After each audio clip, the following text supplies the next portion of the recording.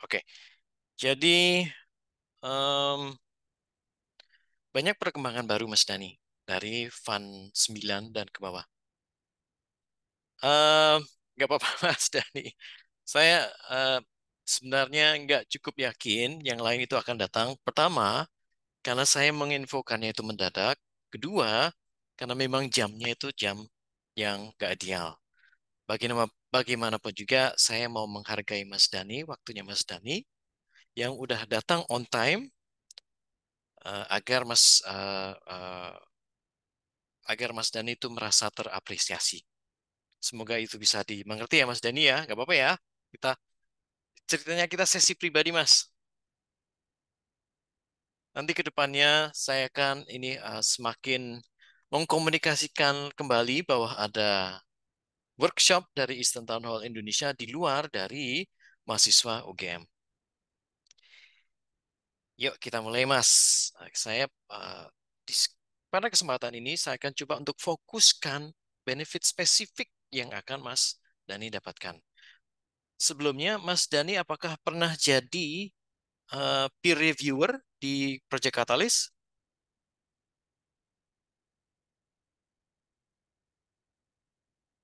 Oke, nggak apa-apa. Mantap. Pertama kali datang.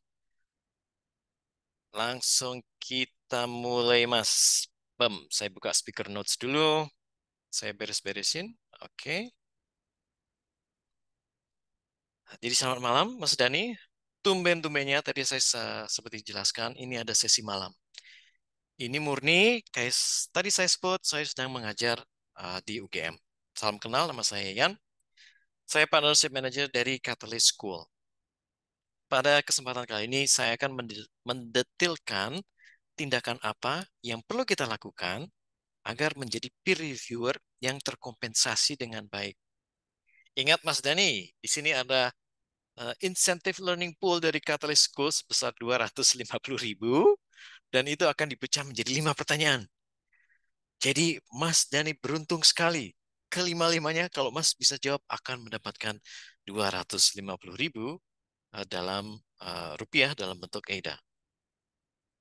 Next, ada dua kegiatan yang Mas Dani bisa ikuti di Project Catalyst. Pertama, yaitu kegiatan menjadi penilai proposal atau peer reviewer dan kegiatan menjadi seorang pengaju proposal. Bedanya, kalau Mas Dani memilih untuk menjadi peer reviewer, Mas Dani itu akan mendapatkan kompensasi tetap tergantung dari usaha Mas tentunya. Kalau Mas Dani memilih untuk mengajukan proposal, Mas Dani itu akan mendapatkan kompensasi terserah yang Mas Dani mau. Perlu diingat Mas Dani, kalau peer review ini adalah fondasi dari Project Catalyst dan juga fondasi dari blockchain Cardano. Sederhananya, ini yang dinamakan desentralisasi, di mana semua teknologi dan perkembangan baru di Catalyst maupun Cardano terlebih dahulu melibatkan yang namanya peer review dari komunitas. Di Fund 10 dan Fund 11 ini ada 5 macam posisi peer reviewer atau penilai proposal, yaitu Community Reviewer Pemula atau L0, Community Reviewer Berpengalaman atau L1, Community Moderator atau L2, Milestone Reviewer atas Statement of Milestones, dan Milestone Reviewer atas Proof of Achievement. Pada sesi workshop kali ini, Mas, kita akan khusus membahas cuman L0. Karena L0 itu adalah level untuk pemula. Akan saya bahas juga L1, L2, dan Milestone Reviewer, tapi hanya sepintas. Karena Mas Dani, di kesempatan fun kali ini, itu hanya akan bisa menjadi Community Reviewer level L0. Ini jadwalnya, Mas Dani. Ini adalah keseluruhan jadwal dari Fund 11. Kita akan fokus pada yang namanya Community Reviewer yang berlangsung antara tanggal Desember 14 sampai Januari 12. durasi kerja L0 itu adalah selama 2 minggu. Artinya, kerja Mas Dani itu kurang lebih akan selesai awal Januari. Barulah setelah itu yang namanya L2 itu akan memeriksa kerja L0. L1 itu kerjanya bersamaan dengan L0. Ingat, L0 itu adalah penilai proposal pemula. L1 itu adalah penilai proposal yang udah punya pengalaman. L2 itu ceritanya adalah dosen yang menilai kerja L1 dan L0. Sederhananya seperti itu, Mas Dani. Ini adalah benefit yang akan Mas Dani dapatkan. Ini adalah bukti kerja semua L0. Tujuan dari sesi ini itu adalah agar bagaimana kita bisa menghasilkan peer review berkualitas tinggi sehingga bisa mendapatkan rentang kompensasi yang sedang kita lihat di layar. Dengan kurs sekarang, Mas, itu Mas Dani bisa mendapatkan kompensasi 5 juta hingga 15 juta rupiah untuk kerja selama 2 minggu. Sharing dari saya sendiri, dari kerja saya selama di Project Catalyst selama setahun. Betul, Mas Dani, besar. Maka ini kesempatan yang cukup istimewa. Tapi untuk Mas Dani ketahui, di Fund 9, Fund 8, dan Fund 7, di sistem terdahulu, itu ada rekor luar biasa yang dicapai oleh penilai proposal. Mereka bisa mendapatkan kompensasi 70.000 US dollar. 70.000 US dollar itu hmm, mungkin 700. Mungkin ya Mas Dani ya. 70.000 dikalikan 10.000, ya betul, sekitar 700 juta rupiah. Karena sistemnya seperti itu, komunitas pada teriak tuh, pada protes. Wah, nggak bisa nih. Sistemnya nggak bisa kayak gini nih. Harus dirubah. Harus agar bagi rata. Alhasil adalah sistem yang akan saya tunjukkan ke Mas Dani via presentasi ini. Jadi betul, besar, tapi zaman dulunya bisa lebih besar lagi. Nah, yuk kita langsung ke peer reviewer L0. Jadi apa sih Mas yang bakal Mas kerjain, yang bakal Mas nilai? Jadi posisi Mas itu mirip banget dengan yang namanya dosen. Dosen di universitas yang kerjaannya nilai tugas akhir, proyek akhir, itu kerjanya Mas. Dan kerjanya Mas yang akan Mas nilai dalam suatu proposal itu ada 3 hal. Pertama, ada impact. Kalau diterjemahkan berarti dampak. Yang kita perlu tanyakan ketika kita menilai impact atau dampak itu adalah apakah proposal mempunyai potensi memberi dampak kepada Cardano. Hal kedua yang kita nilai pada sebuah proposal, pertanyaan minimal yang harus kita tanyakan adalah apakah proposal itu secara keuangan layak atau masuk akal? Apakah si pengaju proposal itu mempunyai kemampuan untuk mendeliver apa yang dia janjikan? Dan apakah pengaju proposal itu bisa mengatur budget sehingga dana yang dia minta itu terpakai dengan baik. Hal terakhir yang kita nilai pada sebuah proposal adalah resources, value for money. Kalau kita terjemahkan sederhananya adalah cocok enggaknya sih dana yang diminta oleh pengaju proposal. Jadi ketika kita pada eh, tahap penilaian resources atau value for money, yang perlu kita tanyakan pada diri sendiri ketika kita menilai sebuah proposal adalah apakah proposal tersebut cocok atau tidak dibandingkan nilai dana yang dia minta. Sejauh ini Mas Dani, karena Mas Dani ini masih baru banget, masih pertama kali, ada kebingungan nggak? Pertama tentang apa sih penilai proposal, apa sih fungsinya di Cardano? Ada nggak Mas? Di chat aja nggak apa-apa.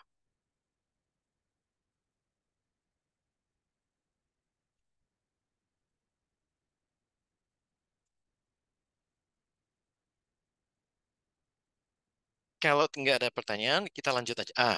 Ada pertanyaan sepertinya. Kapan hari pernah dengar? Oke, kapan hari pernah dengar? Berarti Mas, berarti benar-benar 100% pemula. Sorry, maaf. Mohon saya koreksi. Tapi berarti saya masih perlu sedikit mundur biar Mas nggak terlalu bingung. Posisi yang saya jelaskan ini itu untuk menilai proposal yang meminta funding ke Cardano. Cardano ada yang namanya dana yang dibagi-bagi, semacam VC funding kepada siapapun yang meminta. Dana yang dibagi-bagi itu, ah, oke, mantap. Thank you, Mas. Kalau gitu kita boleh lanjut ya, Mas ya.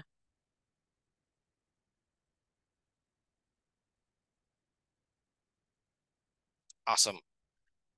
Sekarang kita lanjut. Sekarang Mas sudah tahu tuh, L0 ada tiga hal yang perlu dilakukan oleh seorang L0 dalam menilai sebuah proposal.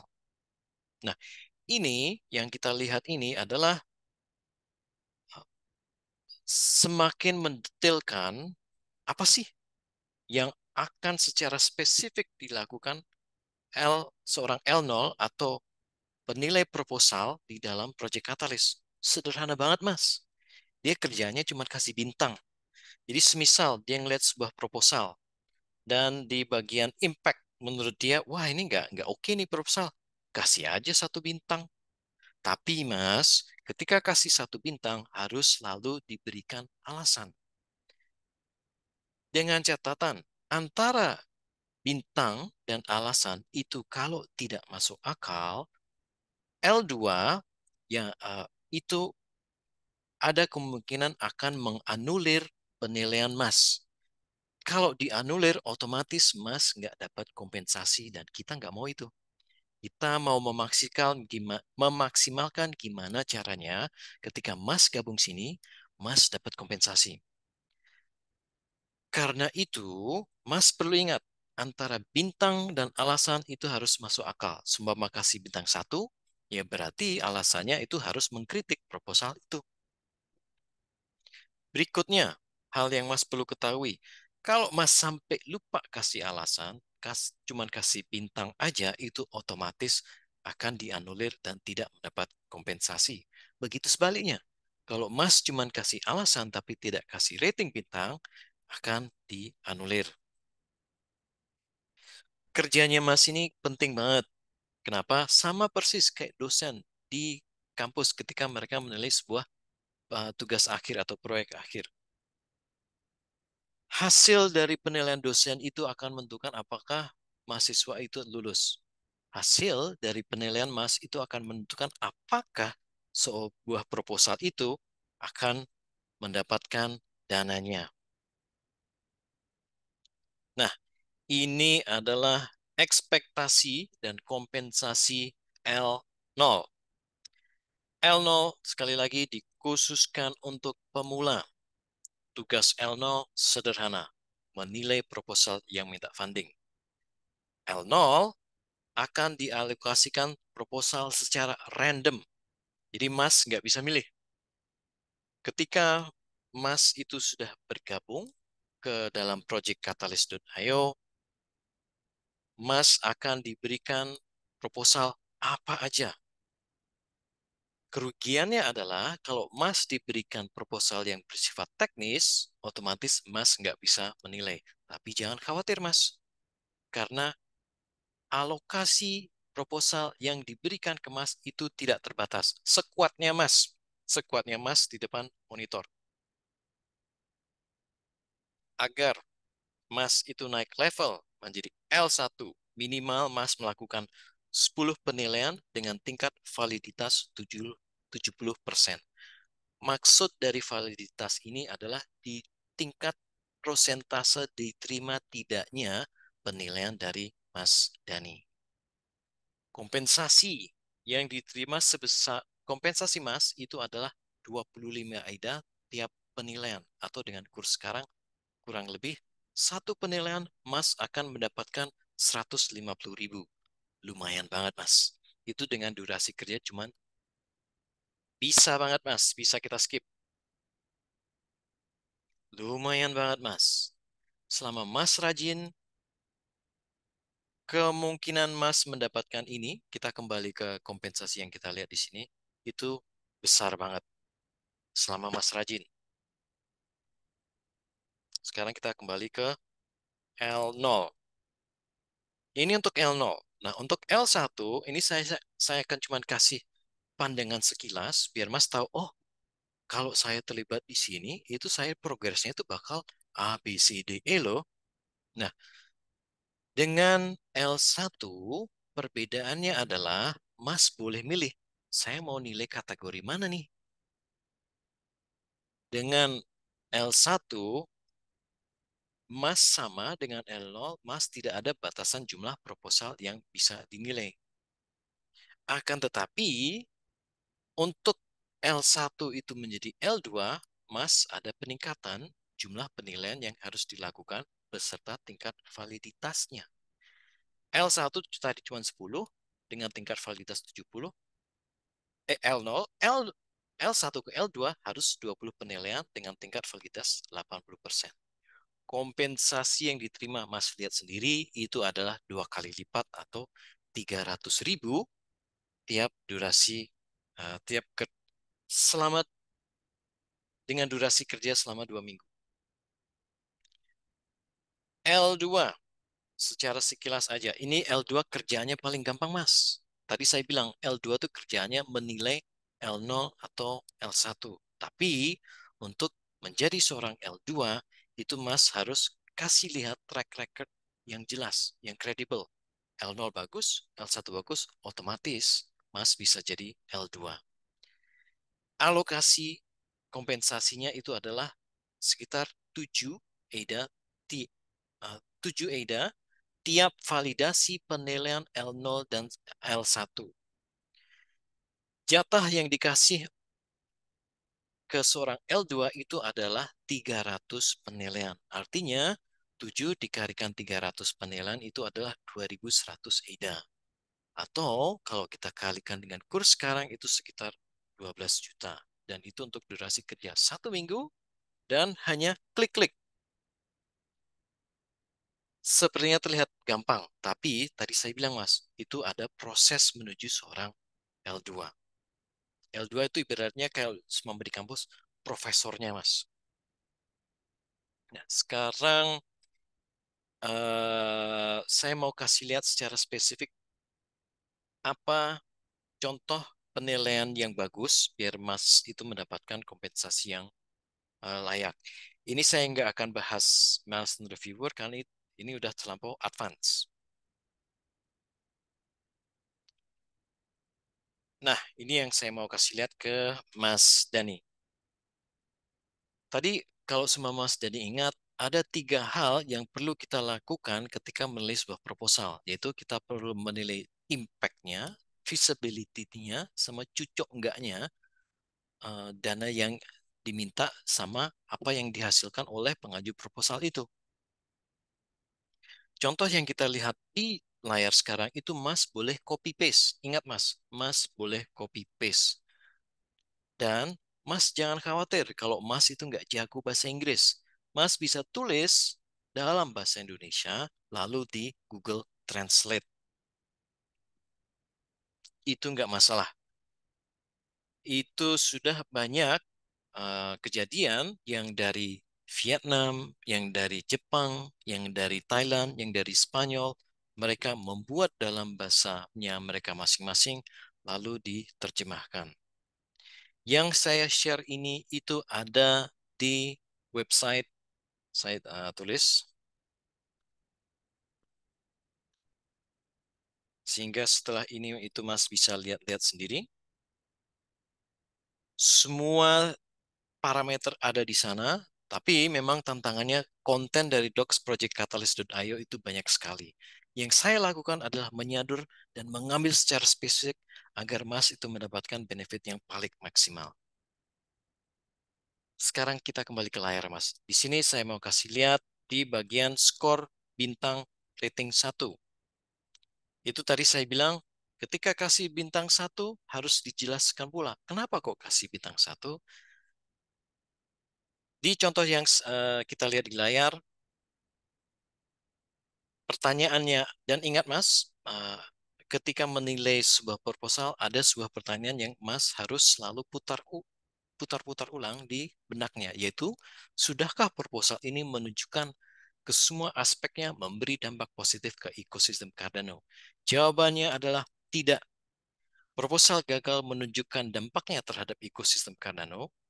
Dampak tidak diuraikan dengan jelas dan ditunjukkan dengan jelas. Mas menjawab itu aja udah cukup. Tapi agar Mas itu dinotis, agar Mas itu bisa dengan lebih mudah naik level menjadi L1 dan L2, Mas harus memberikan saran. Itulah Mas, saran. Yang saya cetak miring ini, alangkah baiknya proposal ini mencantumkan hal seperti XXX dan diuraikan dengan metode XXX. Itulah langkah kisi-kisi khusus yang akan membantu Mas itu mendapatkan kompensasi yang paling maksimal.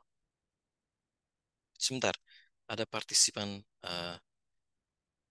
baru. Saya sapa dulu, Mas Wibi.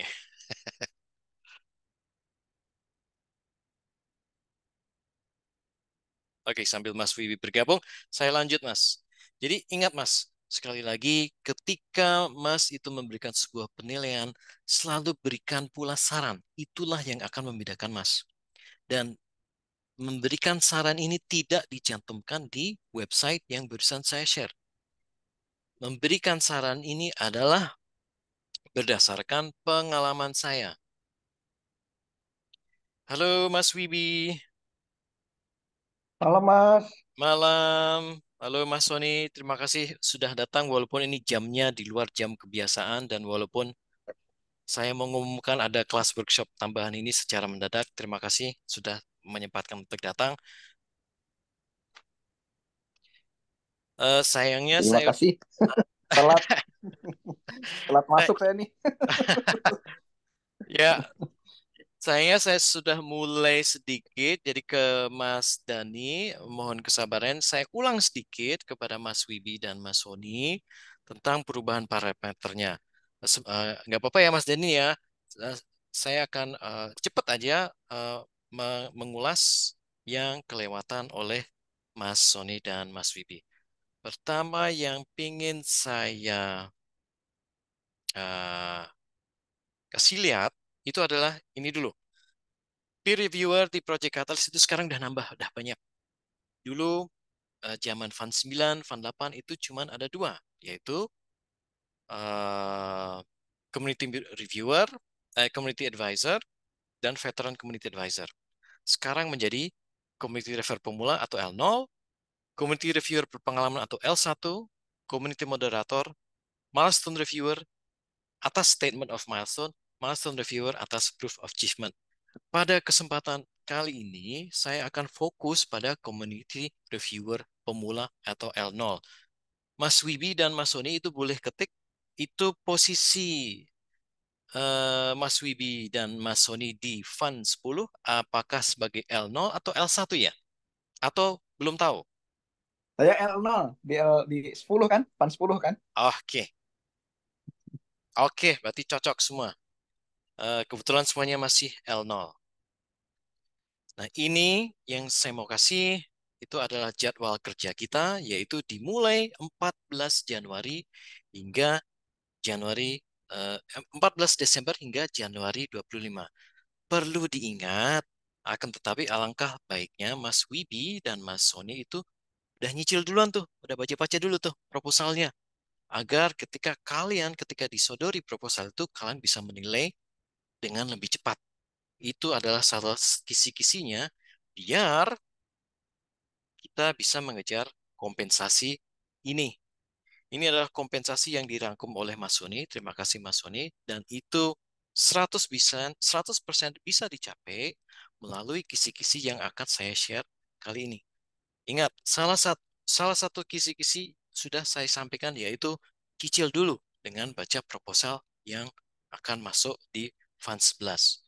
Memang nggak akan mungkin dibaca semua proposalnya, tapi Yang bisa dilakukan itu adalah membaca proposal yang memang itu adalah su- eh, suatu proposal dengan keilmuan yang kalian kuasai. Ada alasannya. Nanti saya share di slide-slide berikutnya. Ingat, kerja seorang L0 itu kurang lebih 2 minggu. Artinya kerja seorang L0 akan berakhir sekitar Januari awal. Sekali lagi, ini adalah potensi kompensasi yang bisa kita dapat dengan rentang 5 hingga 15 juta rupiah. Yang dinilai dalam sebuah proposal sekarang itu menjadi saya bilang lebih sederhana dari zaman dulu. Selain lebih sederhana, dia lebih terstruktur. Semua yang kita lihat ini ada di dalam docs projectcatalyst.io. Artinya ini adalah standar yang perlu dilakukan. Kita nggak perlu ngawang-ngawang lagi, harus seperti apa ya, tapi kita udah ada minimal nih. Kalau saya melakukan ini, berarti saya sudah melaksanakan tugas saya. Nah, tugas seorang L0 itu adalah menilai 3 komponen, yaitu impact yang berarti dampak, feasibility atau capability diterjemahkan berarti kelayakan proposal itu atau kemampuan pengaju proposal untuk menjalankan programnya. Dan ketiga adalah resources atau value for money yang kalau diterjemahkan secara sederhana berarti cocok enggaknya dana yang diminta. Ketika Mas Sony dan Mas Wibi itu menilai 3 hal, selalu ingat, selalu di dalam benaknya ditanamkan pertanyaan. Untuk bagian impact, pertanyaannya adalah, apakah proposal mempunyai potensi memberi dampak positif ke Cardano? Pertanyaan yang perlu Mas Wibi dan Mas Sony tanamkan ketika menilai bagian feasibility adalah, apakah proposal itu layak secara keuangan? Apakah pengajuh proposal itu mempunyai kemampuan untuk deliver? Apakah pengajuh proposal itu bisa memanage keuangan yang dia minta? Di bagian ketiga, yaitu resources atau value for money, pertanyaan yang perlu Mas Wibi dan Mas Sony tanamkan ketika menilai di bagian tersebut adalah, apakah proposal tersebut cocok atau enggak dibandingkan dana yang diminta? Parameternya, parameternya enggak berubah. Ada bintang 1, ada bintang 5, harus diberikan alasan. Kalau tidak diberikan bintang itu dianulir. Kalau tidak diberikan rating, tidak diberikan alasan juga akan dianulir. Yang menganulir adalah L2. Ini yang secara spesifik saya ingin share kepada Mas Wibi dan Mas Sony beberapa parameter baru bagi seorang L0. Mas Wibi dan Mas Sony pasti sudah paham 2 poin yang pertama, tapi yang mungkin belum paham itu L0 akan dialokasikan proposal secara random untuk dinilai. Di sini kita bisa milih untuk skip. Seumpama kita dikasih proposal teknis dan kita nggak sanggup, kita boleh skip.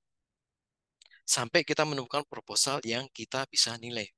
Dan ingat, tidak ada batasan jumlah proposal yang bisa kita nilai. Tergantung kita kuatnya seberapa di depan komputer.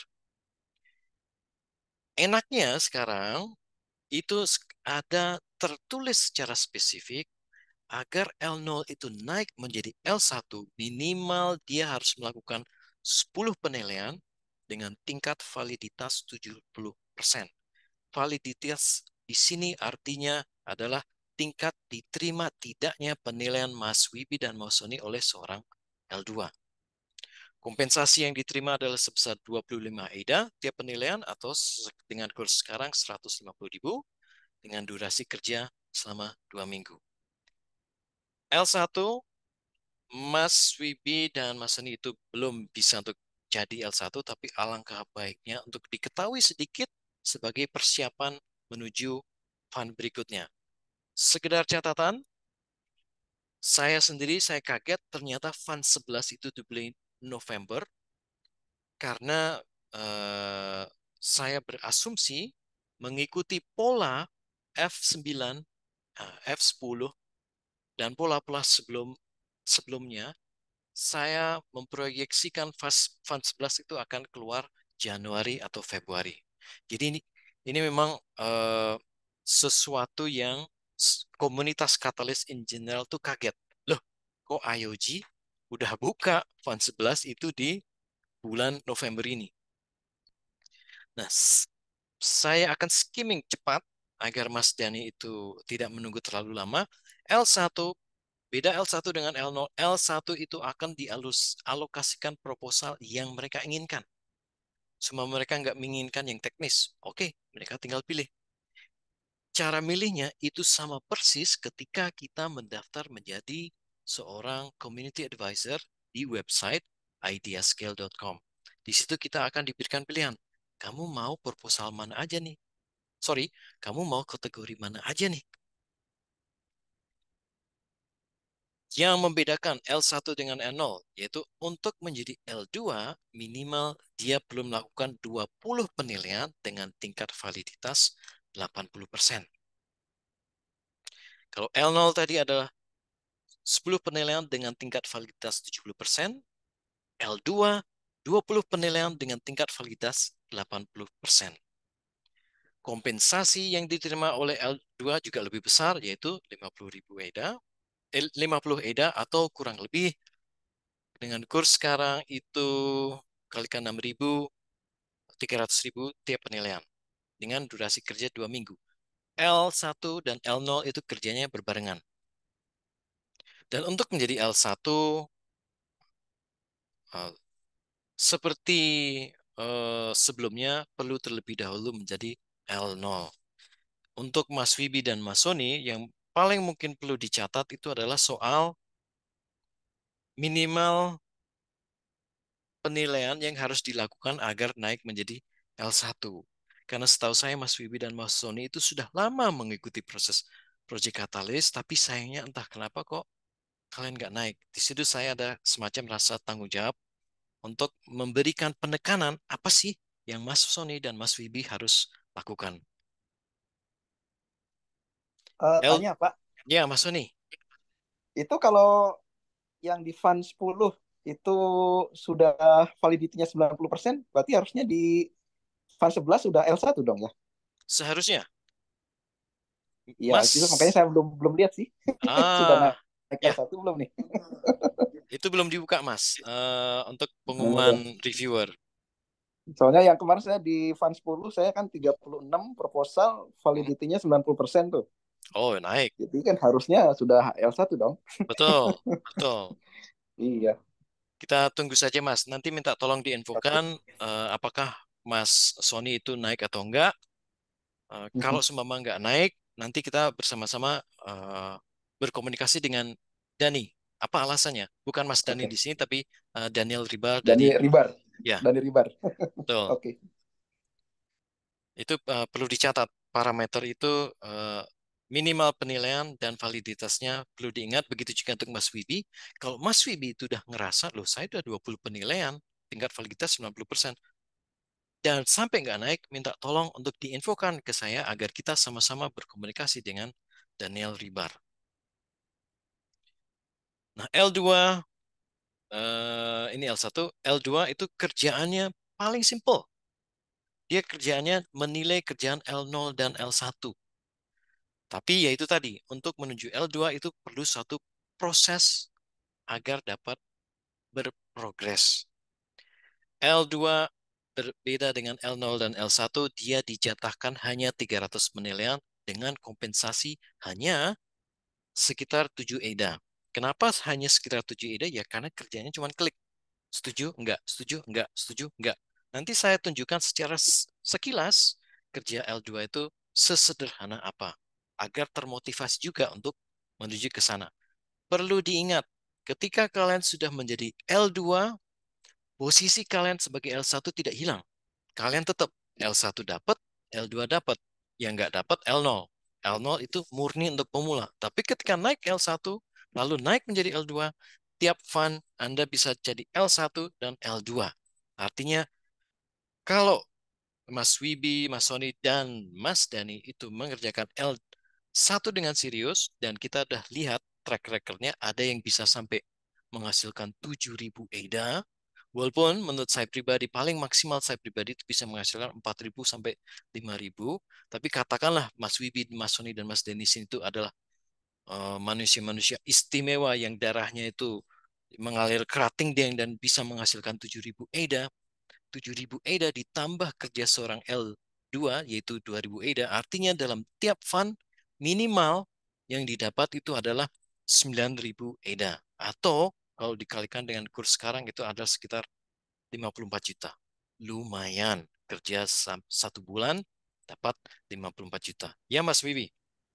Ya, Mas. Mas, nanya dong. Aha, Itu misalnya udah di L1, aha. dia ada kemungkinan kayak di grade atau turun ke L0 nggak sih? Misalnya tidak Hmm. sesuai minimum penilaiannya gitu. Kalau tidak sesuai minimum penilaian, tidak akan diturunkan, Mas. Nggak apa-apa. Kemarin Oh, saya juga seperti itu, Mas. Saya ada jatah L1 dan nggak satu pun saya ambil. Dan itu nggak apa-apa. oke, oke.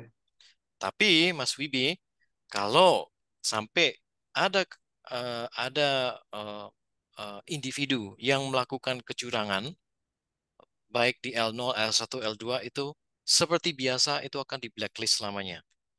Itu kita sudah melihat ada 2 kasus yang di blacklist selamanya.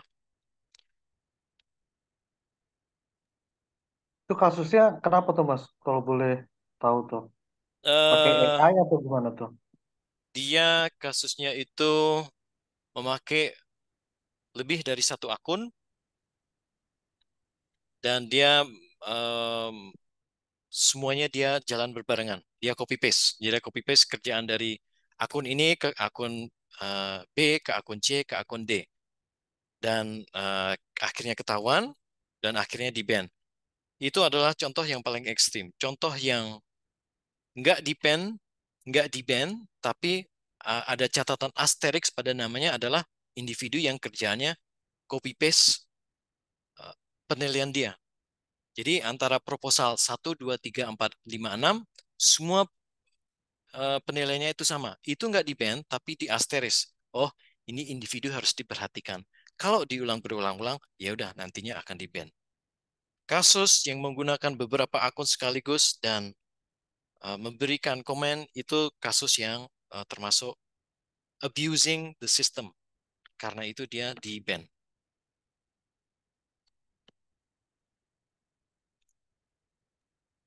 Oke, Eh, oke. Makasih, Mas. ya, sama-sama. Nah, kita sekarang skimming aja ke milestone reviewer. Yang saya mau kasih tahu di sini tuh hanya adalah kompensasinya. Jadi posisi saya adalah sebagai sekarang ini, posisi saya sudah L1, L2, dan milestone reviewer. Milestone reviewer itu rata-rata mereka diberikan 10 proposal untuk dinilai milestone yang tertera di dalam sebuah proposal. Semisal, proposal A menyatakan milestone-nya bulan pertama saya akan menghasilkan bangunan lantai 1. Dari milestone kedua akan menghasilkan bangunan lantai 2. Nah, kerjaan kita, MR, itu ngecek. Beneran nggak? Oh ya ini beneran. Buktinya mana? Oh ya ini buktinya. Nah, itu kita dikompensasi atas usaha seperti itu. Dan usahanya, mohon maaf, itu adalah 350 kali 10 proposal. Artinya, dalam satu fund series, saya akan mendapatkan tambahan lagi dari milestone review yaitu 350 kali 10 atau 3.500. Sehingga dalam satu fund series, saya menghasilkan 12.500 EDA. Tapi masih ada lagi, Mas Dani, Mas Sony, dan Mas Bibi, yaitu milestone reviewer yang menilai bukti tiap bulannya. Jadi ketika seorang itu membuat milestone, dia harus melampirkan bukti tiap milestone tersebut. Milestone reviewer kerjaannya ngecek bukti tiap bulannya atau tiap milestone-nya. Milestone itu bisa tiap 2 bulan, bisa tiap 1 bulan. Tergantung dari si pengaju proposal dia menstruktur milestone-nya seperti apa. Artinya Apabila proposal yang saya dapat di bagian ini, itu durasinya adalah selama 9 bulan, ada potensi saya mendapatkan kompensasi tiap bulannya 150, eh, maaf, 200 atau 250 kali jumlah proposal yang dialokasikan kepada saya.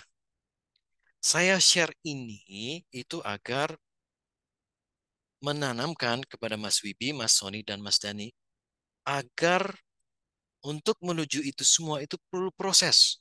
Perlu diingat, saya sudah gabung di Katalis itu kurang lebih sekitar 2 tahun.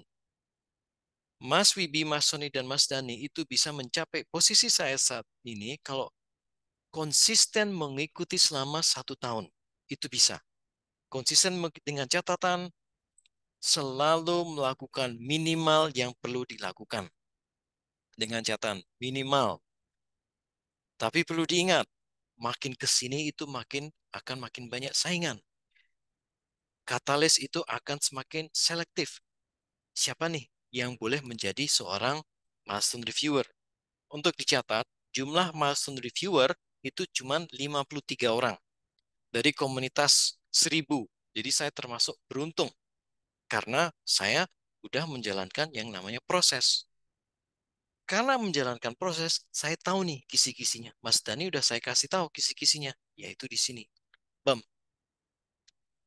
Ini adalah penampakan minimal penilaian untuk bagian impact. Kalau diingat, saya tadi woro-woro ketika menilai impact, tanamkan dalam benak peserta semua pertanyaan, sudahkah proposal ini menunjukkan dalam ke semua aspeknya memberi dampak positif ke ekosistem Cardano? Kalau dirasa itu tidak, ya tuliskan sebagai berikut. Saya bacakan contohnya. Ini juga contoh tersedia di docs projectcatalyst.io. Ini adalah standar mereka. Tinggal copy paste. Copy paste-nya adalah sebagai berikut. Semisal bintang yang kita kasih 1. Alasannya adalah tidak. Proposal gagal menunjukkan dampaknya terhadap ekosistem Cardano. Dampak tidak diuraikan dengan jelas dan ditunjukkan dengan jelas. Titik. Itu adalah minimal format yang diberikan oleh Project Catalyst. Yang saya mau kasih, kisi-kisi yang mau kasih yang akan membedakan Mas dengan reviewer lainnya itu adalah berikan alasan. Maaf, saya koreksi diri sendiri. Berikan saran yang saya cetak miring, yaitu alangkah baiknya proposal ini mencantumkan hal seperti XXX dan diuraikan dengan metode XXX. Ini adalah hal yang akan membedakan teman-teman di sini semua dengan community reviewer lainnya. Community reviewer lainnya mereka hanya melakukan copy paste. Tapi ketika kalian itu memberikan saran, itu menunjukkan dua hal. Kalau itu artinya, eh, sebentar ini ada Mas Lutfi. Halo, selamat datang Mas Lutfi. Iya, halo Pak. Ya, khusus untuk Mas Lutfi, kebetulan Mas Lutfi itu datang pas kisi-kisi yang paling penting yang perlu diketahui oleh Mas Lutfi dan yang lain di sini adalah ketika melakukan penilaian pada sebuah proposal, selalu berikan saran. Kenapa? Karena dengan memberikan saran itu menunjukkan kalau teman-teman itu sudah membaca proposalnya dengan menyeluruh dan juga menunjukkan teman-teman itu punya soft skill atau empati. Ini penanda bahwa ini menjadi semacam penanda bahwa reviewer ini adalah seorang individu yang berkualitas.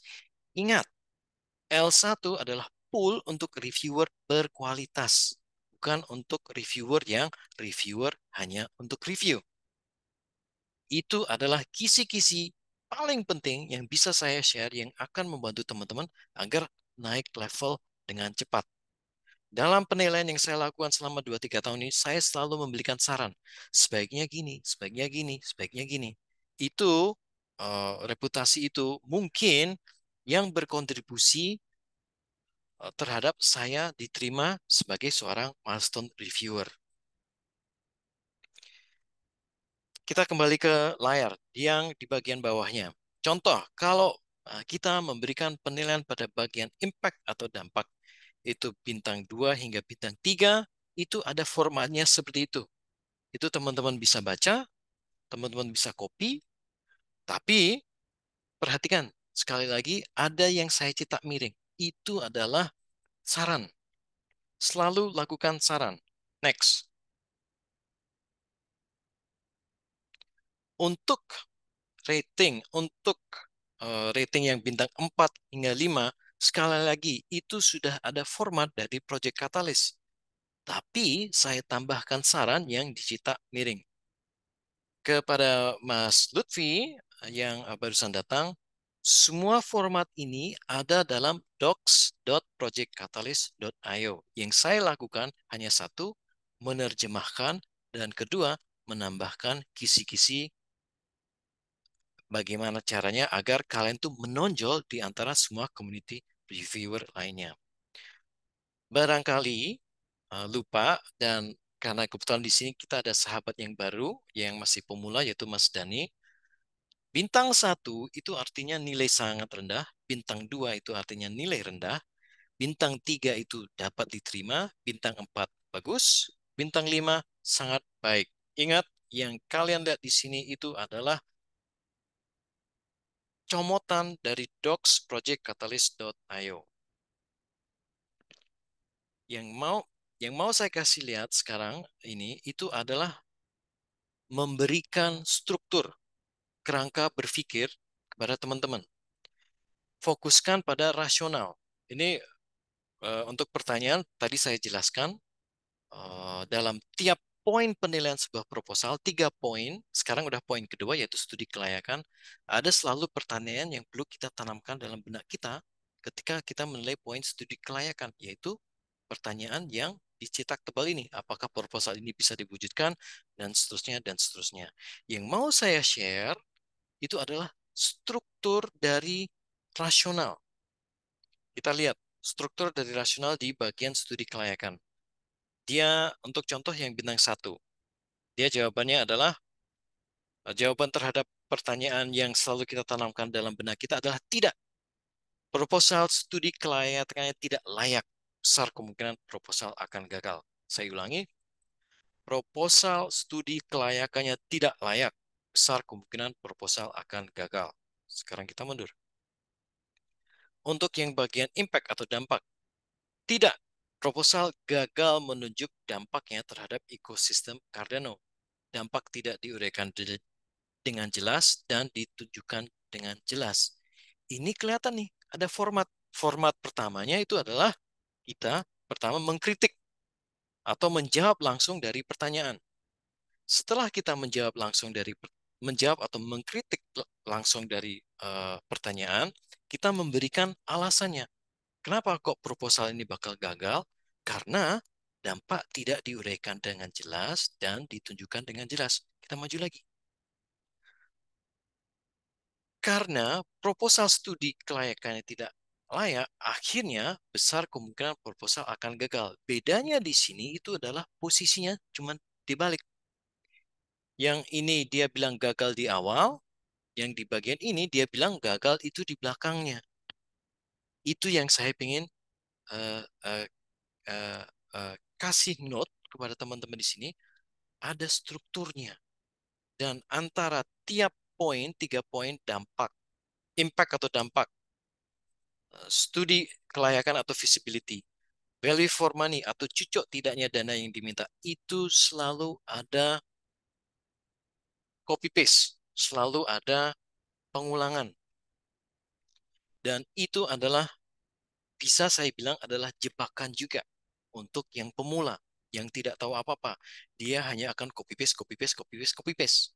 Alhasil, walaupun mungkin dia akan memenuhi minimal jumlah penilaian, tapi apakah dia akan diangkat hingga level L2 atau MR? Kemungkinan tidak, karena dia hanya akan copy paste. Jadi ini tergantung kembali kepada teman-teman di sini. Seberapa besar waktu atau komitmen yang bisa diberikan untuk menilai proposal. Walaupun semuanya sudah ada struktur yang akan mempermudah kerja kita, agar kita itu akan selalu naik level. Ingat, terserah mau di bagian manapun, di bagian impact atau dampak, di bagian visibility atau studi kelayakan, di bagian value for money atau cocok tidaknya, selalu di sana teman-teman akan lihat ada yang dicetak miring. Dicetak miring itu adalah artinya tolong jangan lupa berikan saran. Saran itu yang akan memisahkan teman-teman dari yang lain. Selebihnya kalian tinggal copy paste dan itu sudah cukup. Kalian itu berarti sudah melakukan minimal yang dilaksanakan dan akan mendapatkan kompensasi. Itu adalah untuk L0. Sebentar. Nah, kali ini tadi saya belum sempat sampaikan kepada teman-teman yang lain, itu ada insentif belajar sebesar 250.000, di mana saya akan bagi menjadi 5 pertanyaan. Tadinya karena Mas Dani itu sendiri, Mas Dani yang bakal dapat itu semua. Tapi karena sudah ada teman-teman yang lain, nanti saya akan lempar kepada siapa cepat, siapa dapat sistemnya. Sekarang kita berlanjut ke peer reviewer level 1. Simple, tadi saya sebut. Parameter peer reviewer level 1 itu sama persis dengan L0. Sekarang saya mau kasih lihat secara sekilas aja, apa sih kerja L2? Mereka ngapain aja sih? Saya pengen deh ke L2. Tapi sebelum ke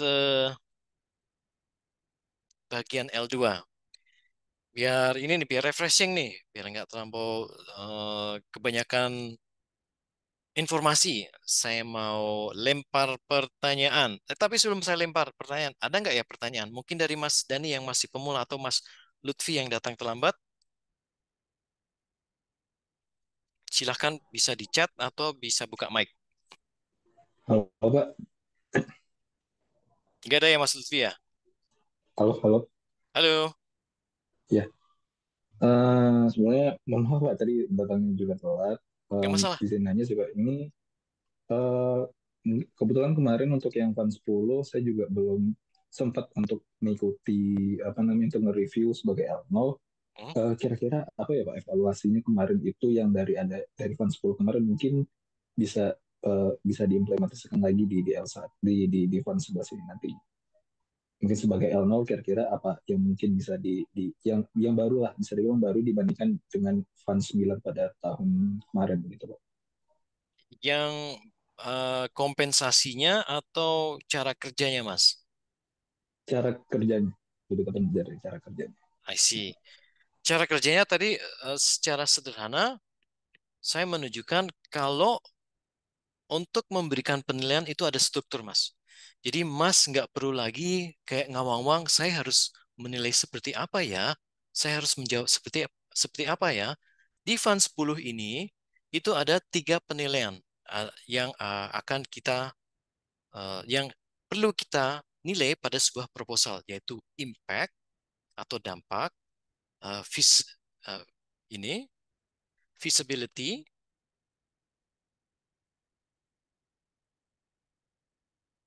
atau studi kelayakan, dan value for money atau cocok tidaknya dana yang diminta.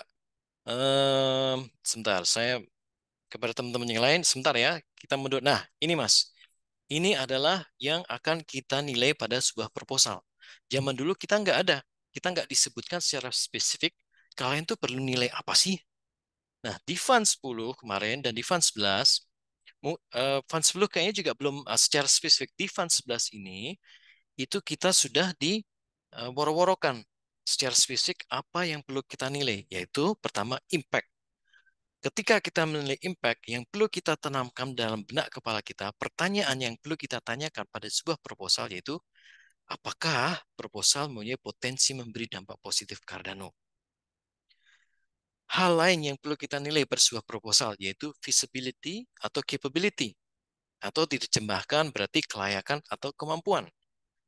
Ini artinya yang perlu kita tanamkan dalam kepala kita dalam menilai di bagian feasibility atau capability adalah pertanyaan yang kita lihat ini. Apakah proposal itu secara keuangan layak atau masuk? Apakah pengajuan proposal itu mempunyai kemampuan? Dan seterusnya, dan seterusnya. Nilai terakhir yang perlu kita lihat pada sebuah proposal itu adalah resources atau value for money, atau diterjemahkan berarti cucuk tidaknya dana yang diminta. Untuk menilai di bagian ini, yang perlu kita tanamkan dalam benak kepala kita itu adalah pertanyaan, apakah proposal tersebut cucuk atau tidak? Pertama itu, Mas. Itu yang kerangka berpikir yang akan membantu Mas untuk melakukan penilaian. Yang dulunya kita, wah kita ngawang aja nih.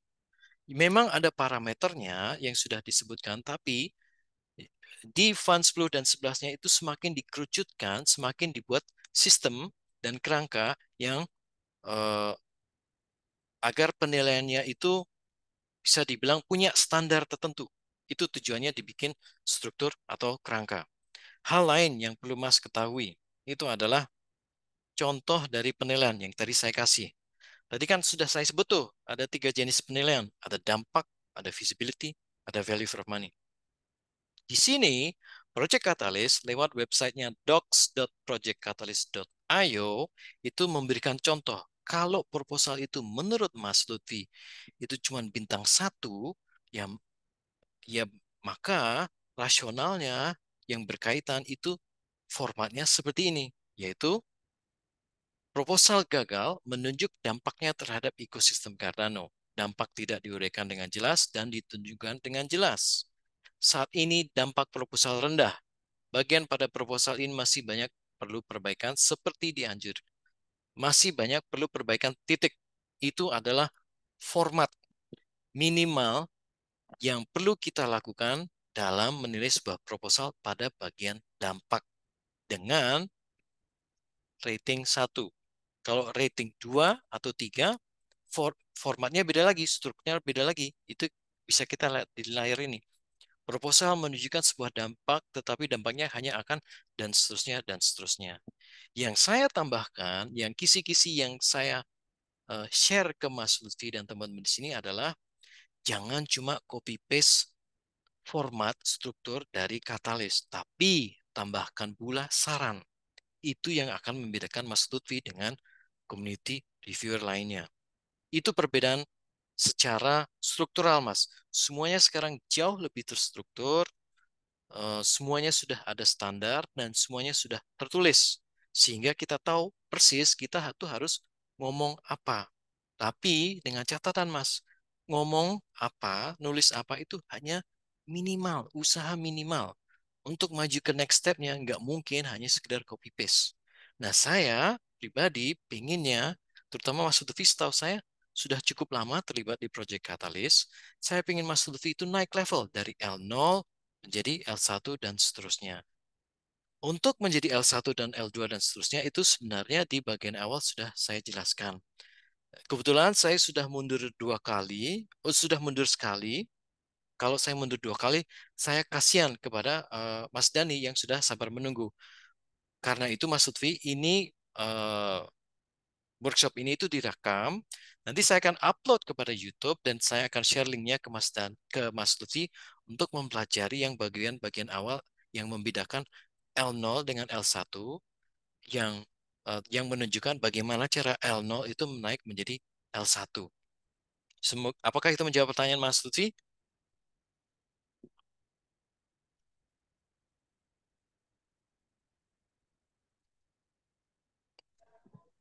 Oh iya, sudah Pak, sudah. Terima kasih. Oke. Ini ada pertanyaan dari Mas Dani. Mas, selain yang di garis miring untuk saran itu apa nggak masalah kalau formatnya semua sama untuk semua proses apa nanti dikira cuma copy paste. Konten yang dikasih contoh ini itu adalah konten percontohan, Mas.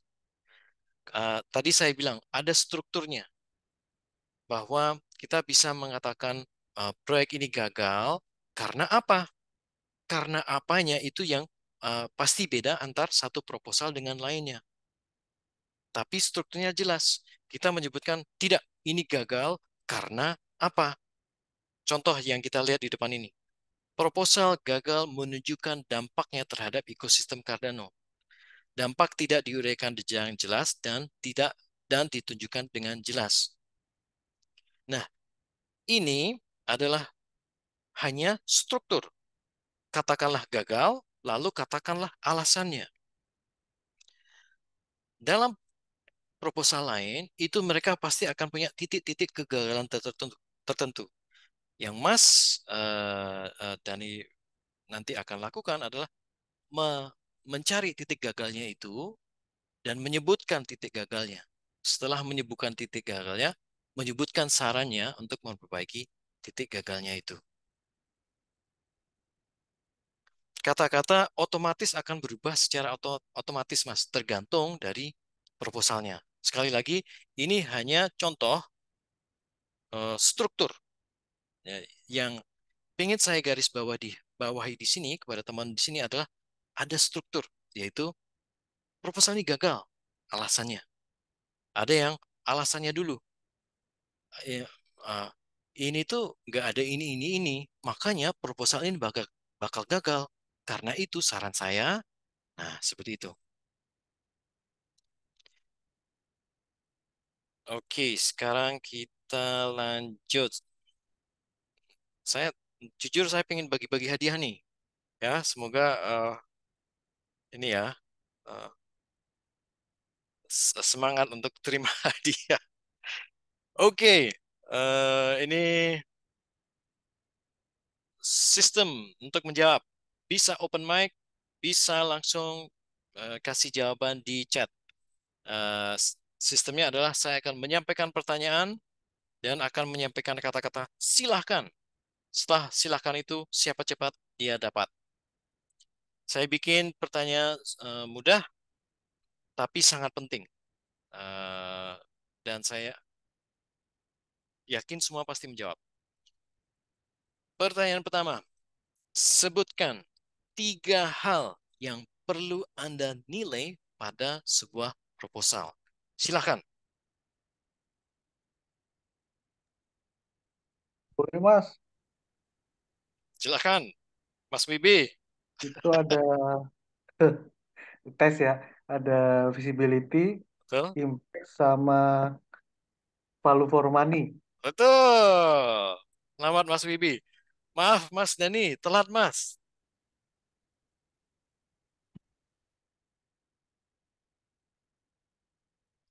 Tapi tenang aja, masih ada 4 kesempatan lain. Ehm, mau karena ini pasti ada perbedaan kecepatan antara chat dengan buka mic, saya akan selang-seling. Jadi untuk pertanyaan pertama itu saya akan buka jawaban untuk mic, pertanyaan kedua khusus untuk chat. Dan berikutnya 3 mic, 4 chat, 5 mic. Sekarang kita lanjut ke kontennya. Oke, ini sudah 1,5 jam. Nah, ini yang saya mau kasih lihat kerja seorang L2. L2 yang kerjanya itu menilai penilaian L0 dan L1. Kenapa penting? Karena akan ada kisi-kisi tambahan nih yang akan membuat penilaian kalian itu pasti diterima. Dan yang nggak ngikut atau yang nggak baca Docs Project Catalyst dengan Ayo dengan seksama, dia pasti nggak akan tahu. Saya jamin itu. Nah, pertama yang saya pengen kasih lihat itu adalah user interface-nya. Jadi, Project Catalyst itu pelan-pelan akan meninggalkan idea scale. Ini adalah salah satu usahanya. Dulu, semua kerjaan reviewer itu selalu ada di idea scale. Sekarang untuk L2, itu ada di website uh, Project Catalyst sendiri. Mereka namakan itu adalah moderation module. Secara penampakan itu sederhana, itu seperti sama aja kayak kita, maaf, daftar email, ada login, sebentar, ada password, dan seterusnya.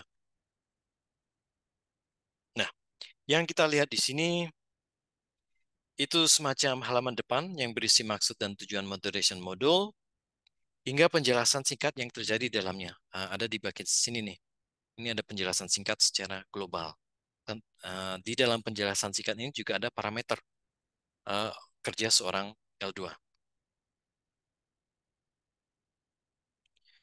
Ini adalah kalau kita klik proposal itu yang muncul uh, akan muncul semua proposal dari IdeaScale. Jadi mereka narik data API dari IdeaScale.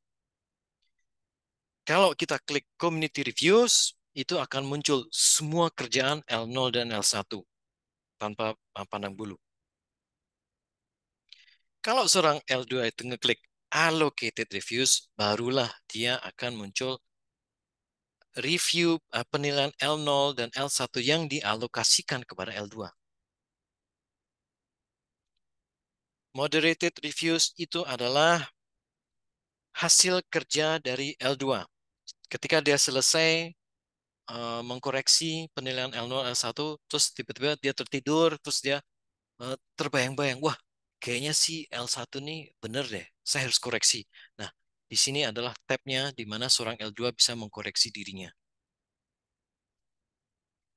Nah, ini proses seorang L2 yang saya mau kasih, dan ini yang kisi-kisi di sini itu yang akan membedakan kalian dengan community reviewer lainnya. Jadi yang kita lihat ini tuh, maaf, ada bagian reviewernya, ya. Di bagian reviewer, sebentar, itu kita bisa lihat identitasnya, walaupun identitasnya itu hanya berupa angka, dan juga ada mekanisme flags atau kartu merah, yaitu sebelah kanan yang berwarna pink. Dalam contoh ini, kita melihat ada kartu merah profanity, atau ada kata-kata kasar. Di situ kita melihat ada bar, ada apa istilahnya bar, ada persegi panjang yang berwarna pink dengan tingkatan tertentu. Bar pink ini itu adalah penanda kalau algoritma Project Catalyst itu belum 100% yakin kartu merah mereka ini benar-benar berisi kartu merah untuk kata-kata kasar. Fungsi dari L2 sederhananya adalah untuk mengawasi dan atau mengamini kerja algoritma kartu merah. Kalau L2 ini setuju dengan algoritma kartu merahnya, maka penilaian tersebut menjadi tidak valid dan tidak dikompensasi. L2 tinggal klik no. Makanya tadi saya bilang, L2 itu kerjanya gampang banget. Tinggal yes atau no. Nah, menjelaskan sedikit soal kartu merah. Ya, ini yang perlu dicatat banget nih. Kartu merah yang disediakan algoritma mencakup length atau panjang penilaian. Penilaian di sini adalah penilaian dari L0 atau L1. Penilaian yang kosong dan mengandung di bawah 150 karakter dalam 3 metrik proposal apapun, impact, visibility, dan value for money, itu akan langsung terkena kartu merah.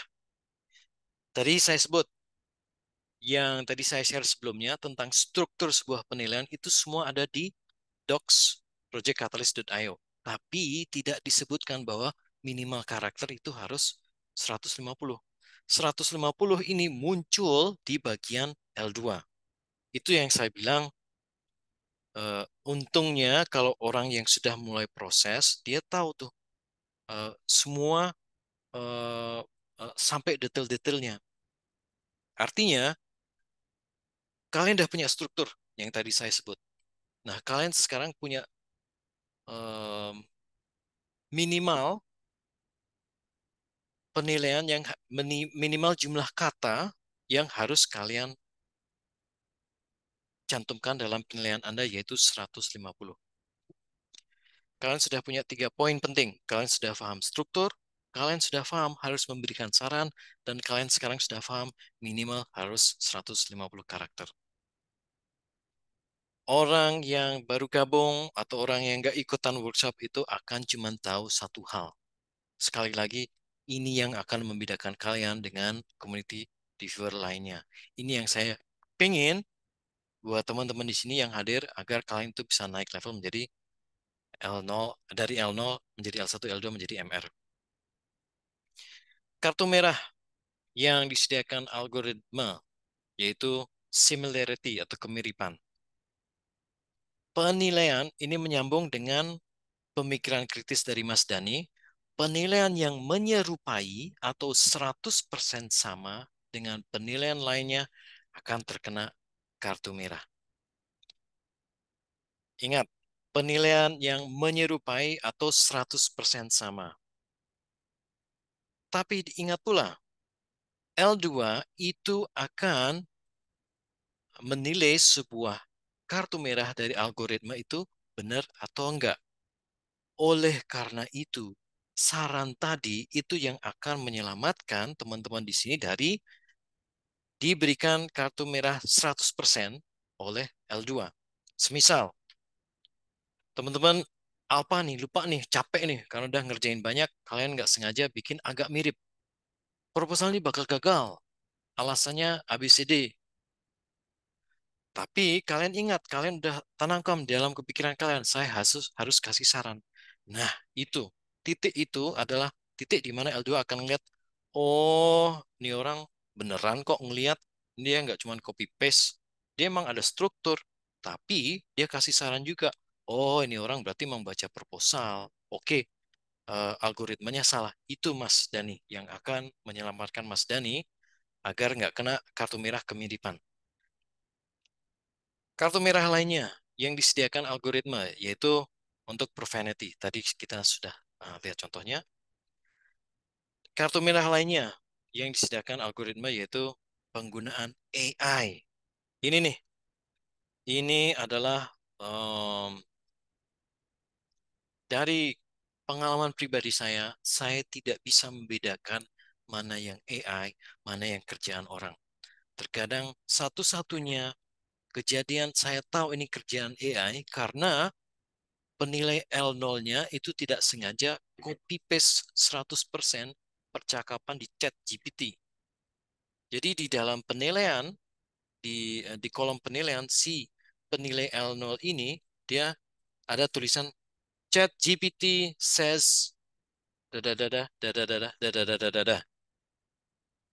Hanya karena si L0 ini ceroboh, akhirnya saya tahu dan akhirnya saya harus koreksi sekitar 25 sampai 30 penilaian gara-gara dia ceroboh kasih lihat chat GPT bla bla bla bla. AI itu akan jadi masalah besar ya karena AI dengan mudah dia bisa membuat semuanya jawabannya berbeda dan jawabannya bermutu. Satu-satunya cara untuk melawan AI adalah algoritma dari Project Catalyst memang harus mumpuni.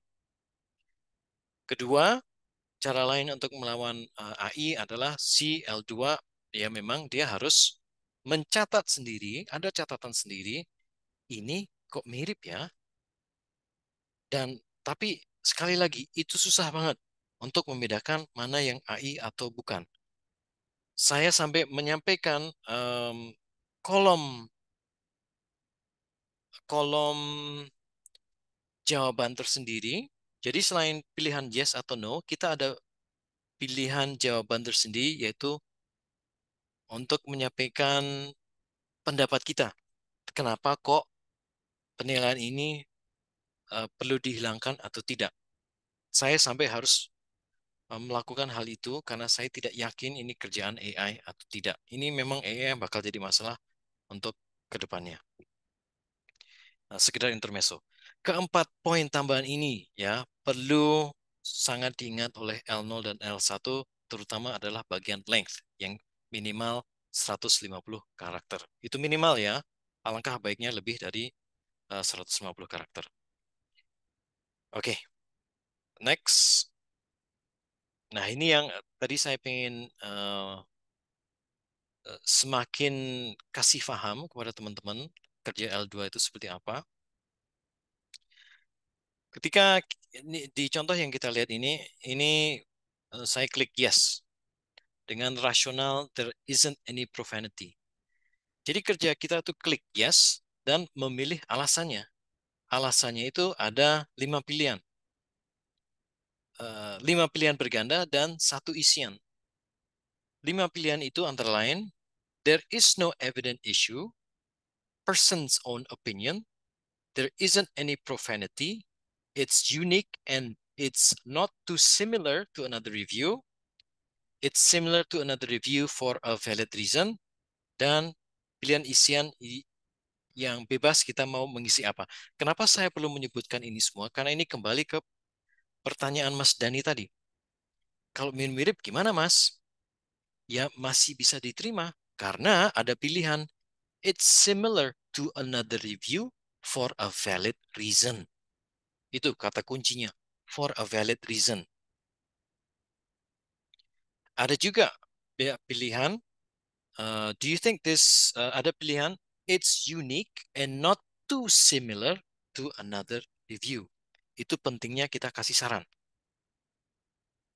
Jadi Mas, jangan khawatir. Semua yang saya sampaikan ini itu akan mengamankan posisi Mas dan semua teman-teman di sini agar uh, kalian beda dari community reviewer lainnya. Satu hal yang mau saya jelaskan sedikit di bagian sini itu adalah ketika kita milih no. Tujuannya agar teman-teman itu tahu parameter no itu seperti apa. Ketika kita klik no, itu akan muncul tiga pilihan berganda dan satu isian. Tiga pilihan berganda itu adalah I believe this is not person's own opinion. Dua, there is profanity. Tiga, there is too much similarity with another review. Nah, kena nih. Yang cuman baca setengah-setengah atau nggak ikut workshop, dia bakal kena di bagian there is too much similarity with another review. So again, besar harapan saya posisi semua teman-teman di sini nantinya adalah aman. Next adalah proses seorang L2. Ini yang saya mau kasih contoh seorang penilai apakah itu L0 atau L1 itu yang terkena kartu merah karena hasilnya terlalu menyerupai. Di sini kita bisa lihat bar pink-nya itu sangat tinggi dan ini artinya ada kemungkinan besar penilaian ini akan disortir oleh L2 sehingga L0 dan L1 tidak akan dikompensasi. Bar setinggi ini yang kita lihat di monitor itu udah susah banget untuk kita bela. Kalau masih kayak setengahnya atau sepertiga itu masih L2 itu masih akan ada usaha untuk ngecek ini beneran nggak ya si algoritmanya. Tapi kalau udah setinggi ini L2 karena harus menilai 300 proposal, dia akan langsung udah nih ini algoritmanya pasti bener nih. Jadi penting banget ya. Kisi-kisi yang semua saya sampaikan itu penting banget untuk menghindari sifat manusia yang kadang malas, nggak mau baca semuanya. Dia udah ngeliat bar algoritma tinggi, udahlah, ini pasti dia cuma kopas nih. Udah nggak usah dapat kompensasi, klik, gone. Udah, percuma. Kita berjuang selama 2 minggu. Jangan sampai itu terjadi. Next. Ini adalah spot review untuk L2. Jadi spot review ini adalah untuk ngetes apakah L2 itu kerjanya benar atau enggak. Karena bisa jadi karena dia itu telat. Semisal untuk memulai proses kerja L2 sehingga dia isinya serampangan. Pokoknya isi yes no yes no yes no yes no. Nah, spot review ini itu akan menangkap individu-individu yang cuman ngisi yes no. Ini adalah semacam penilaian jebakan. Jebakannya bisa macam-macam. Jebakannya bisa kayak antara rating di bagian impact visibility antara value for money itu tidak nyambung dengan alasan. Itu salah satu bentuk jebakan. Kalau L2 itu nggak ngelihat secara teliti, itu akan kelihatan. Dan next itu ada peer review MR. Ini kita nggak perlu review. Saya cuma kasih lihat aja. Seperti ini. User interface milestone reviewer.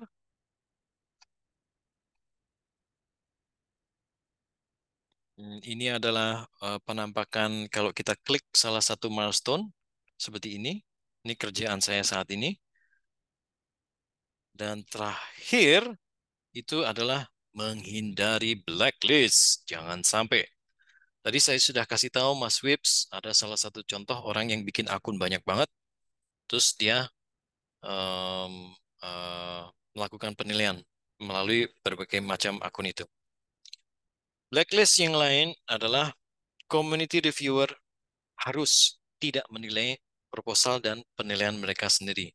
Secara sistem, terkadang kala L2 akan diberikan L0, L1, dan L2 akan ada kemungkinan akan diberikan proposal mereka tersendiri. Untuk menghindari blacklist, kita juga harus sadar proposal atau kita juga harus menghindari proposal di mana kita bertindak sebagai mentor atau mempunyai keterlibatan dalam kapasitas tertentu, semisal sebagai project manager, semisal sebagai individu yang menyampaikan materi. Intinya kalau kita mendapatkan kompensasi dari sebuah proposal itu artinya kalian ada keterlibatan dalam sebuah proposal dan kalian tidak boleh menilai proposal itu. Community reviewer harus tidak boleh menilai proposal apapun yang berada dalam kategori yang sama di mana kalian mengajukan sebuah proposal. Termasuk juga di mana kalian itu mempunyai kapasitas tertentu di dalam proposal tersebut. Kurang lebih seperti itu adalah workshop untuk kali ini. Ingat, kerjaan kita itu akan dimulai itu Desember 14 sampai Januari 25. Dan untuk sementara, kita pendaftarannya akan dilakukan di link yang ada di layar ini. Jadi yang untuk Mas Dani, yang baru pertama kali ikut, silahkan link tersebut itu Mas Dani ketik. Dan sesegera mungkin Mas Dani itu untuk membuat akun Idea Scale. Dan perhatikan selalu menjelang tanggal pelaksanaan itu sekitar seminggu sebelum pelaksanaan kerja itu akan ada peringatan. Hey hey, yang mau jadi community reviewer, mohon untuk update data diri di Idea Scale. Untuk tahu informasi itu nanti ada saya yang akan mantau chat Telegram community reviewer. Tapi kalau teman-teman di sini mau gabung agar juga terpantau dengan sendirinya, monggo aja, nggak masalah. Ya, terima kasih Mas Wibi. Nah, Bertanya lagi, Pak. yes. Misalnya nih, saya ikut proposal di kategori A gitu kan. Hmm? Terus kemudian kan ada proposal lain gitu B, tapi saya nggak ikut apa-apa tuh. Tapi di kategori yang sama gitu loh. Berarti saya nggak boleh review dong ya? Nggak boleh, Nggak boleh ya? nggak Oke, boleh. berarti kalau misalnya saya di kategori A, berarti seluruh proposal di kategori A itu saya harus skip gitu kan ya? Betul. Oke, oke. Makanya tadi saya bilang di awal ke Mas Dani, untuk melibatkan diri di Project Catalyst ini ada dua pilihan.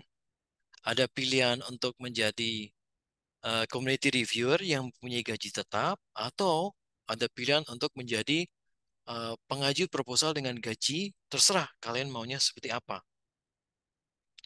Saya sendiri coba strategis, lempar satu proposal di kategori yang memang tidak akan mengganggu dalam tanda kutip jatah saya jika kerja sebagai community reviewer. Kalau semisal, karena posisi saya di sini adalah sebagai orang biasa, saya nggak punya skill teknis seperti Mas Sony yang dia bisa menilai semua kategori. Saya hanya bisa menilai kategori yang sifatnya itu adalah membangun komunitas. Artinya, di kategori di fund 11 ini yang hanya cuma 6, saya ada pilihan tuh. Apakah saya mau mengajukan proposal dan kemungkinan besar itu 30% kompensasi dari community reviewer saya akan hilang, atau saya full sebagai seorang community reviewer. Itu sesuatu yang perlu selalu dipertimbangkan oleh teman-teman di sini. Terlebih yaitu tadi, kategori yang tersedia sekarang itu sangat dikit, itu cuma 6 kategori. Ada pertanyaan lainnya?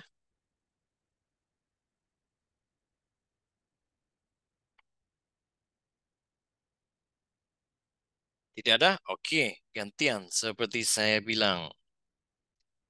Ada pertanyaan. Berarti kita tetap bisa memilih proposal mana yang akan kita tetap bisa. Kita bisa memilih proposal mana yang akan kita review. Kita bisa memilih proposal yang mana kita tidak merupakan bagian dari proposal itu, dan di mana proposal itu berada, kategori di mana proposal itu berada, kita juga tidak boleh melakukan review di situ. Semisal, tadi seperti Mas Sony bilang, kalau Mas Lutfi itu mengajukan proposal di kategori A, Mas Lutfi tidak boleh menilai proposal apapun di kategori A. Di kategori B, C, D, E, Mas Lutfi masih boleh. Tapi contoh lagi, Mas Lutfi mengajukan proposal di kategori A. Terus di kategori B, Mas Lutfi itu menjadi bagian dari sebuah proposal. Nah, artinya Mas Lutfi itu nggak boleh melakukan penilaian proposal di kategori A dan B. C, D, E masih.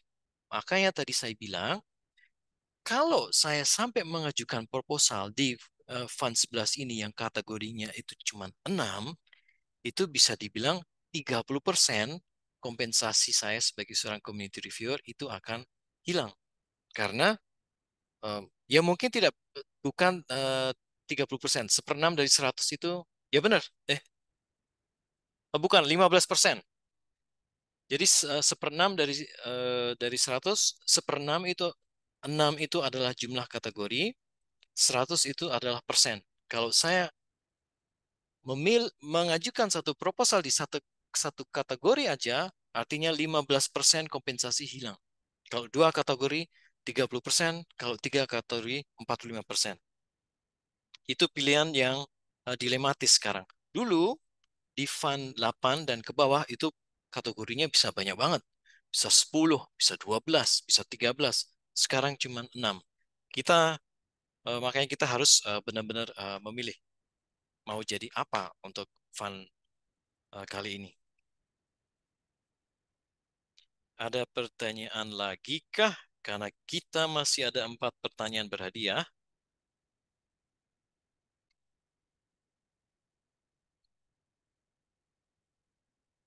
Oke, saya anggap tidak ada pertanyaan lagi ya. Coba saya mundur sedikit. Saya coba cari pertanyaan-pertanyaan yang gampang tapi penting. Nah, ini saya pengen cek nih. Pertanyaan penting. Ini pertanyaan dalam bentuk ketik, bukan untuk open mic. Jadi siapa yang paling mengetik duluan, itu saya anggap adalah orang yang akan menjawab duluan. Pertanyaan adalah, berapa minimal karakter sebuah penilaian? Silahkan, Mas Dani. Cepet banget, Mas Dani. Buset. Oke, Mas Dani, selamat. Sebentar, saya catat dulu. Saya catat dulu. Ya, cepet banget. Kayaknya udah eh, membaca pikiran itu. Pemenang pertama tadi Mas Wibi, kedua Mas Dani. Sekarang ketiga itu adalah pertanyaan open mic. Hmm, oke, oke, sebentar, sebentar. Eh, hmm, hmm, oke. Nah, oh ini pertanyaan open mic. Pertanyaan adalah, apa langkah spesifik yang akan membantu Anda menjadi penilai yang berbeda dengan penilai lainnya? Silahkan.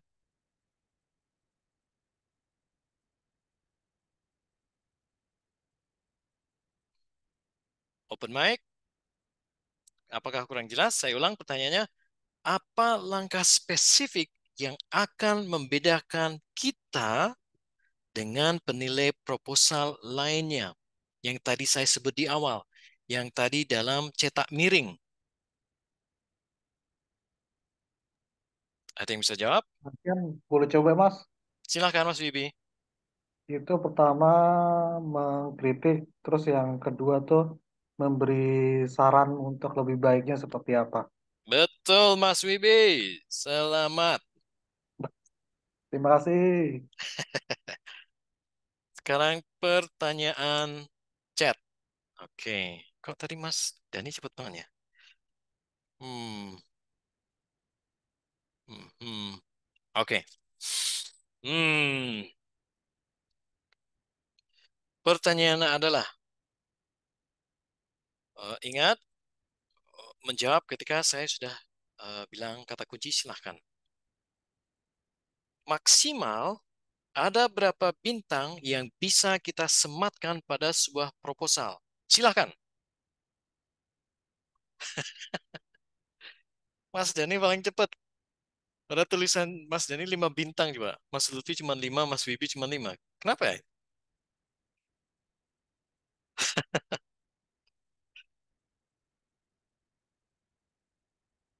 Oke, pertanyaan terakhir untuk workshop kali ini. Ini open mic.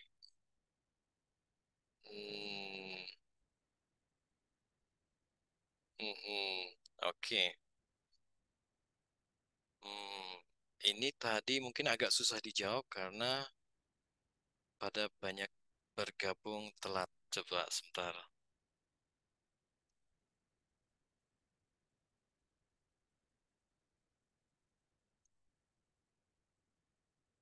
Oke, nggak apa-apa. Ini soalnya pertanyaan penting. Eh, Open mic, pertanyaan open mic. Sebutkan minimal penilaian, jumlah penilaian, dan tingkat validasi agar seorang L0 itu naik menjadi L1. Silahkan. Ayo, masih ingat nggak? Masih ingat nggak? Masih ingat nggak? Ini saya gelitik-gelitik nih. Mana tuh yang bagian? Nah, saya gelitik-gelitik nih. Ya, ya, ya. Ayo, ada yang bisa jawab? Berapa penilaian minimal yang perlu dilakukan seorang L0 dan berapa tingkat validitas penilaian tersebut sehingga L0 naik kelas menjadi L1? Silahkan, open mic.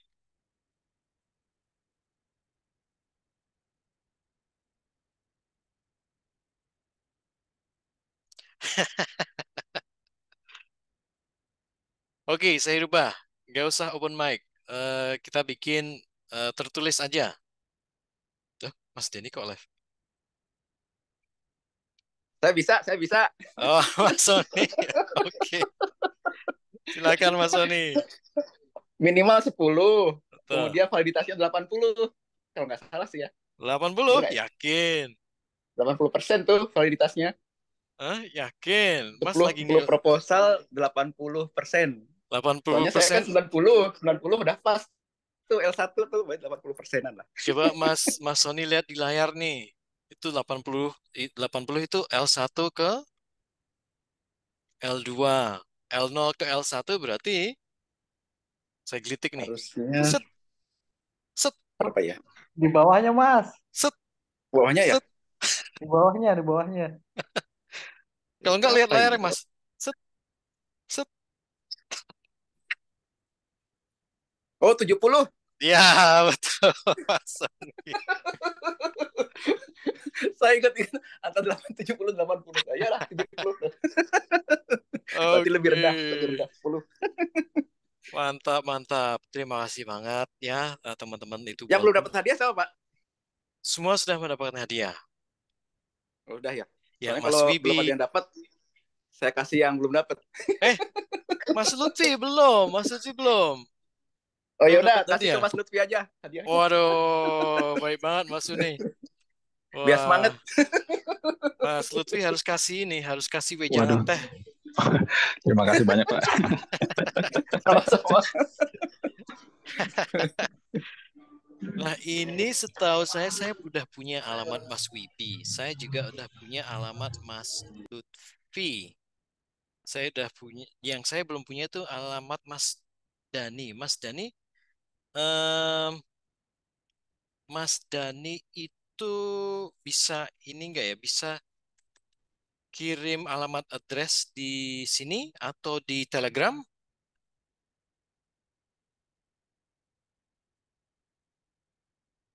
Oke, sip.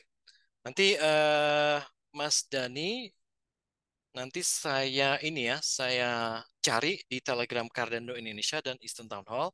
Silahkan habis itu Mas Dani bisa DM saya lewat profil saya ketika saya cari Mas Dani.